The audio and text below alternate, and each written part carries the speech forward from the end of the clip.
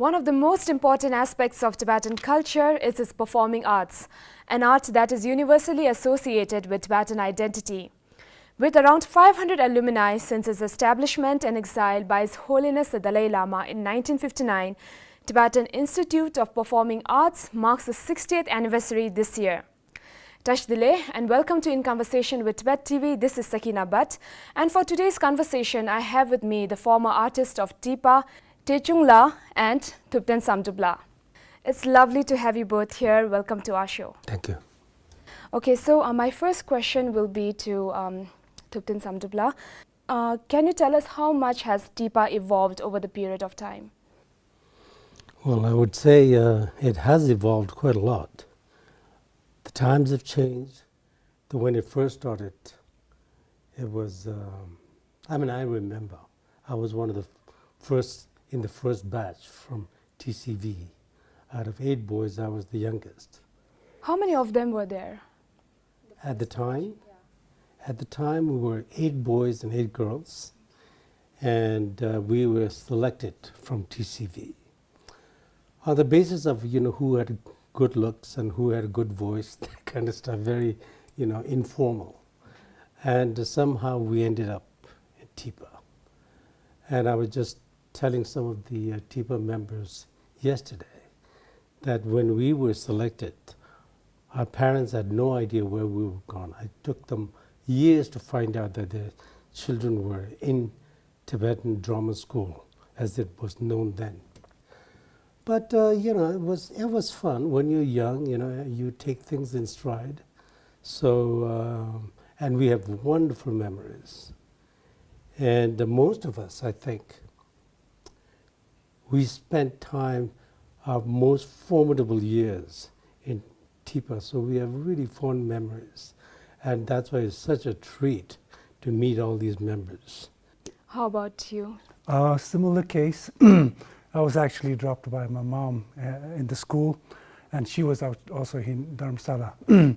And what had happened is that over the years, TIPA was one institution that is an experiment in exile. In Tibet, we never had an institution that is under one roof of learning music and art and all of that. In exile, we created that, so it definitely had challenges. And those days, we were kind of inspiring our community and also kind of teaching the younger generation about art. But as it had evolved, we have really a lot of members have gone out and seen outside world and expose and grow and come back and all of this. In between, TIPA had also realized, and we have a new generation, a new administration. People have really kind of getting the kind of a grip in the importance of our culture and music and stuff like that, especially when we need voice in this world. So why did you decide to join TIPA? Was it out of passion or was there any other reason? I don't think I had passion then, but as I said before, it was one of those situations where, all of a sudden, TCV started getting all these young children dropped by parents, and they couldn't handle it at one point. But I did sing when I was very young because my mother was a singer. And even then, I knew one song complete in Hindi called Sari Jahan Se Acha Hindustan Hamara. So one of the Tibetan officials, he heard me sing. And then for some reason, he decided to bring me to McLeodganj. Those days, there was only one general store owned by Nauroji. So he said to Nauroji, I have a treat for you. And he made me stand on a little box. And he said, sing that song. How old were you then? Could have been 8, I'm not too sure. 8 or 9, something like that. So then I sang this song, and he was amazed that this kid could sing so well. So he told the Tibetan official, you have to have this kid go down to Lower Dharamsala, and on 26th of January, Republic Day, he should sing. And I did that. You were able to sing on on the Republic Day? Oh yes, I was able to sing, and all Indians had a big, kick out of this. So I think that's how I got selected into TIPA. And you had the looks too. I would hope so. Of course. Thubten Samdup was very, very well known and very respected. My story is similar. My mom came to Dharamsala and she figured all the kids were being sent to schools, and somebody must have said there's school opening. Actually, most of the schools were filled. I came in 1969. You were in which batch then? I would be second, third, somewhere there. Yeah. During your batch, how many of them were there? We were altogether we had about 50 or 60 members, elders and kids and young and old. And even if I perform in West right now, I just tell them the truth, no talent, no passion, no nothing. My mom just dropped me there, and luckily I was a good student, I was really nurtured well there. So I kind of developed my taste and, grew into liking the art, yeah. During those times, you must have faced a lot of challenges. So what were they and how did you manage to overcome? Not having your parents nearby, that was definitely a challenge. And also food, sleeping quarters. And I don't know when Techung came, if he had faced that, maybe not. Because when we were kids, our room was built on a veranda. And the veranda, somebody went with a plank and a nail, and made room out of this. So 8 boys slept in this room, and in the winter, you wouldn't believe how cold it gets.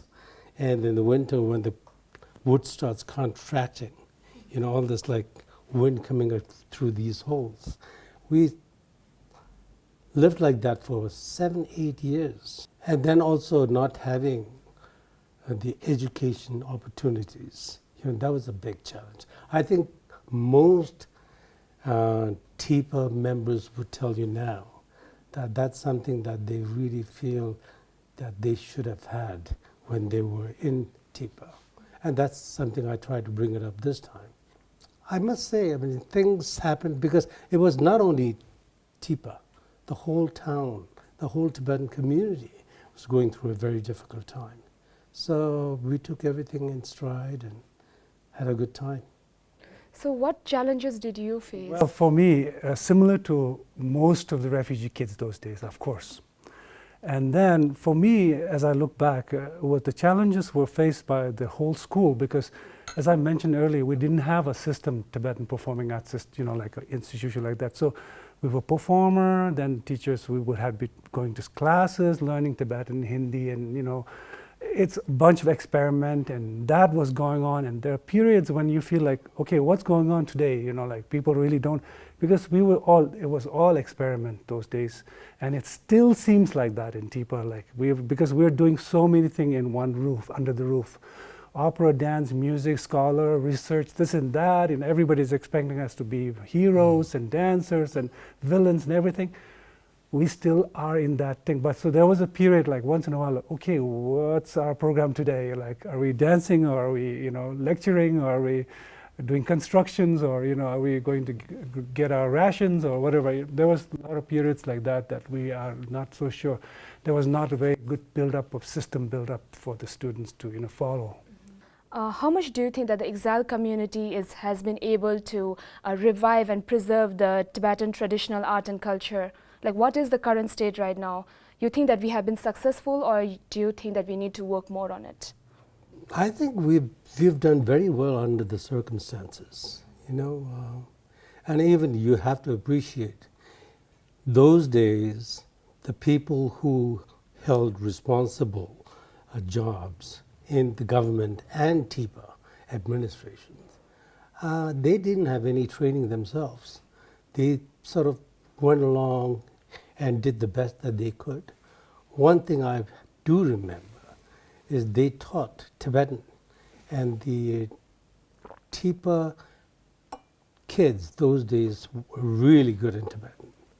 And that was wonderful. But other than that, as I said, the food was poor. I remember at one time, I think we used to get one meat a week. And that's the big deal back, everybody gets a piece of meat or something like this. But we had a wonderful cook. Under very limited ingredients, he was able to come up with very creative ways to make things, and it was good food. And the best part of it was within the community, something that maybe it came from Tibet, I'm not sure. But they paired up each young member with the older one.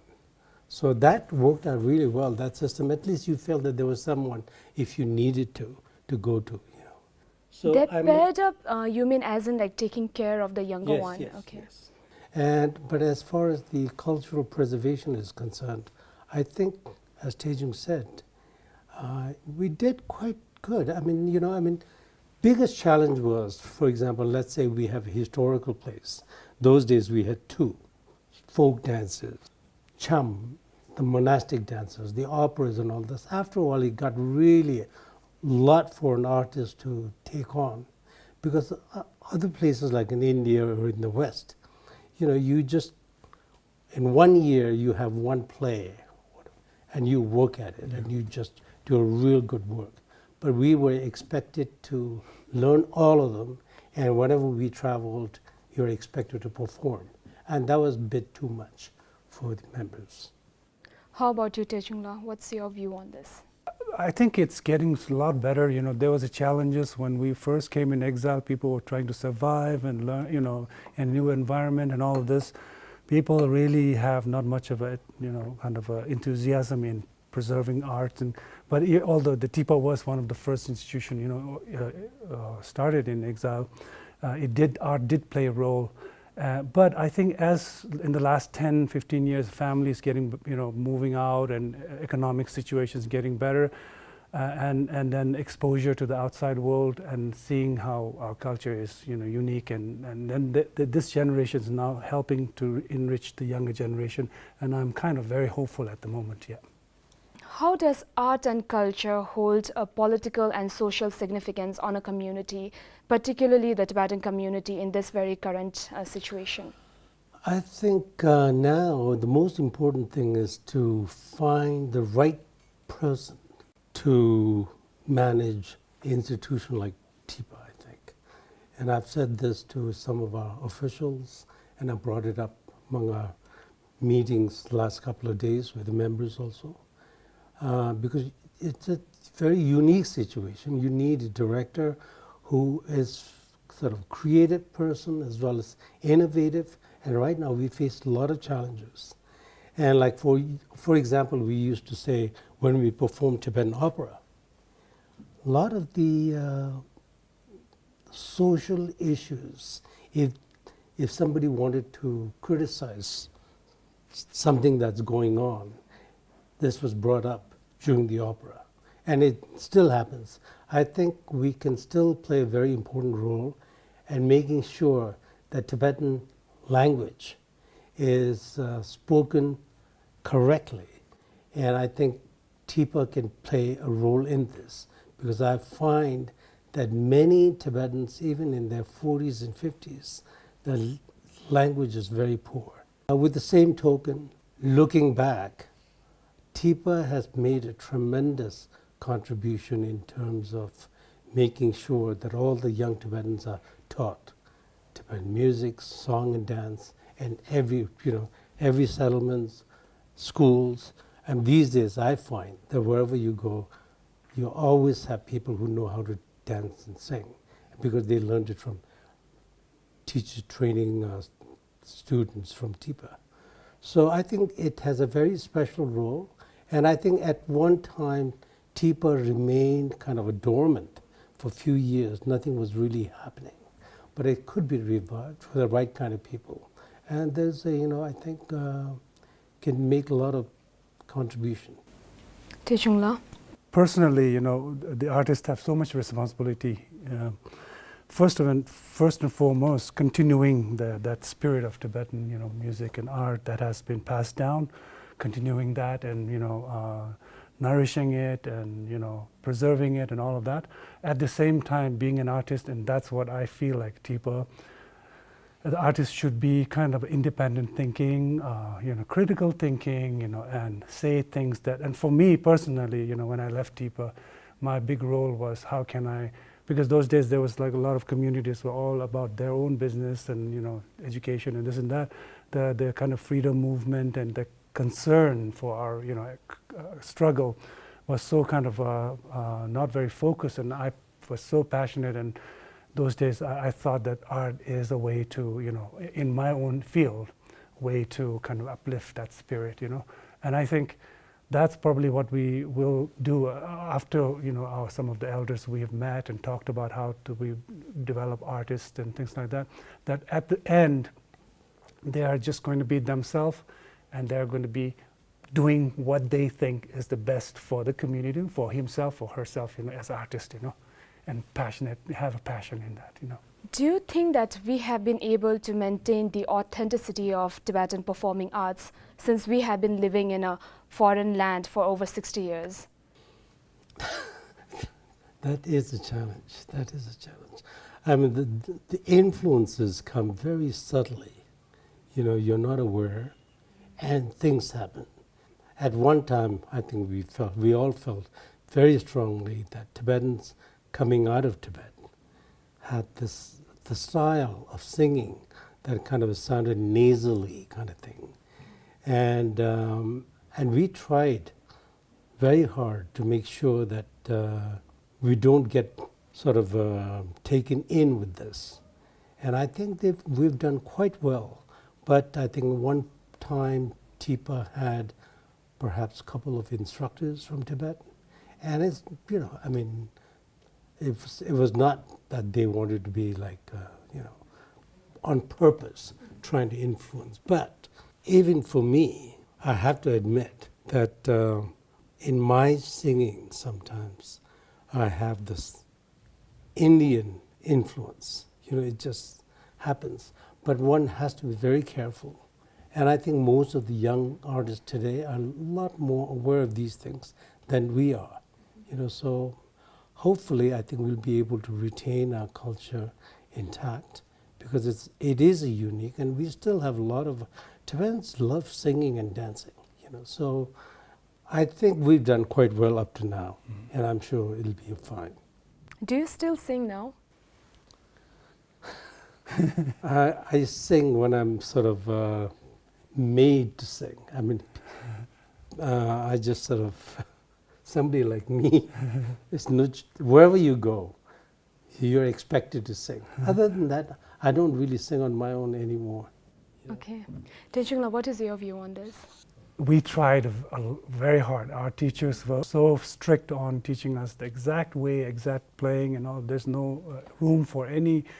But at the same time, the majority of the time we, listen to foreign music and, this and that, and watching films and all this young age, all of that. We really didn't have developed a kind of a system or a kind of way to pass down those traditions very strictly. That's something we I think have to develop it, because there are certain things that has to be taught as it used to be taught, as it was taught. And we cannot sort of dilute it ourselves in a lot of senses. We kind of had the name of preserving Tibetan performing arts and this and that. We ourselves are influenced by what the Chinese, propaganda artists are doing, and Bollywood and this and that. Yes, influence is going to come once the artists go out. They can just do whatever they want, and they can come up with any new ideas and this and that. But as we teach them, we really have to kind of stick to a gun, saying that this is how it is done, and just please do this, Because if we don't have that, then we are kind of really like loosening up ourselves, and at the end we're like, okay, what happened? I don't know. You don't know, And that I just feel like, in a way, that authenticity, I think we can learn a lot from Indian culture. Really, a lot of that. There are certain things that you just have to stick to it. And then later on, go and experiment. So this year, 2019, marks the 60th anniversary of Tibetan Institute of Performing Arts. What does it mean for TIPA to hit the 60-year mark? I'm personally very, very pleased. CTA decided to make it a special year for TIPA, and obviously received a lot of financial help, etc. And also to have all the members brought together from so many parts of the world. Meeting some of them, it's very emotional. It was really emotional. Yesterday there was a young girl from France. I think she was from France. Right. I was so moved because she was young, but I think her experience in TIPA had left her in such a state that I think it was very hurtful for her to see some of the teachers who had, I think, immigrated to France or something and doing menial work, and that they could do so much more. And she had trouble finishing her sentence. There are a lot of those things, and it's a very special place. Perhaps it may have something to do with music, and the other thing is, we lived like a commune. We ate from the same kitchen, we slept in the same compound. It's like a big family for a number of years. So this 60th anniversary means a lot. And I think a lot of people, when they go away, and I'm sure they're going to be a very constructive part of the alumni outside of TIPA. And I think TIPA will benefit a lot. And again, those of us who live outside of TIPA, we've always had love for TIPA. And we'll all try and do what we can to make sure that we can make our contribution to TIPA. So for me, a lot of emotions, as Kala said. First and foremost, meeting all the senior artists. Some of them, were founding members. They were the original members. And for me, meeting all of them, and also we have a lot of younger generation. That's something that was like fantastic, because when we were in TIPA, it was always have the challenge of recruiting new members, because arts was not like so cool, families were worried, or go to TIPA, you'll ruin your life, and all of that kind of, influences or pressure. But now you see a lot of younger generation. I really feel that that's something beautiful. And on top of that, at this time and year, 60th anniversary, we are still the exiled community. His Holiness is alive. He was very happy. His presence was amazing. Sikyong is there. Our exile government is kind of doing well. And also, like His Holiness said, that okay, we struggled together until now. We still have to do it together. And that is a really true thing, that we are doing this not just for us, but the people inside Tibet, and for our culture and all of that, our freedom struggle. So that all that is tied in our kind of a collective, persuasion of whatever that we are looking for: freedom, our rights, our music, our art, our exile administrations, our people, all of that, isn't it? Because we just have to stand up together at the end of the day. Thank you so much to both of you for coming here and sharing with us your wonderful experiences and giving us your time. Thank you. Thank you very much. Thank you so much for watching, and see you in the next episode of In Conversation with Tibet TV.